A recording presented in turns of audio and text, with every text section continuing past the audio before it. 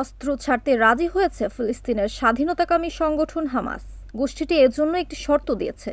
শর্ত মানলেই অস্ত্র ছাড়ার ঘোষণা দিয়েছে তারা। গোষ্ঠীটির শীর্ষ নেতা খালিল আল হাইয়া জানিয়েছেন, হামাস, ফাতাহ এবং অন্যান্য ফিলিস্তিনি দলগুলো গাজা শাসনের টেকনোক্র্যাট কমিটি গঠনের বিষয়ে একমত হয়েছে। প্রস্তাবিত কমিটিটি অস্থায়ী হবে এবং এর কাজ হবে ফিলিস্তিনি নির্বাচন আয়োজন ও একটি জাতীয় ঐক্য সরকার গঠনের পথ সুগম করা। তবে তিনি কখন এই কমিটি গঠিত হতে পারে সেই বিষয়ে কোনো সময়সীমা উল্লেখ করেননি। আল হাইয়া জানান, একটি পূর্ণাঙ্গ ফিলিস্তিনি রাষ্ট্র প্রতিষ্ঠিত না হওয়া পর্যন্ত হামাস তাদের অস্ত্র সমর্পণ করবে না। ৭ অক্টোবরের হামলার প্রসঙ্গে আল হাইয়া বলেন, ৭ অক্টোবর ছিল ৭৭ বছরের দখলদারিত্বের স্বাভাবিক ফল।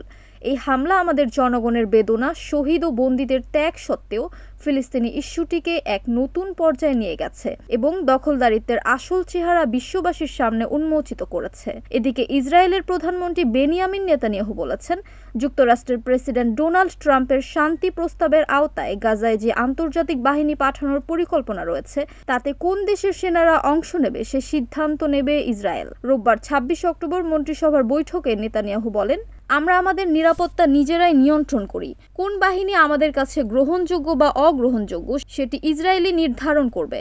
আমরা সব সময় এভাবেই কাজ করেছি এবং ভবিষ্যতেও করব।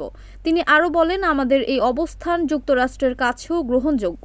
সাম্প্রতিক সময়ে মার্কিন কর্মকর্তারাও তা পরিষ্কারভাবে জানিয়েছেন। NAN TV news desk.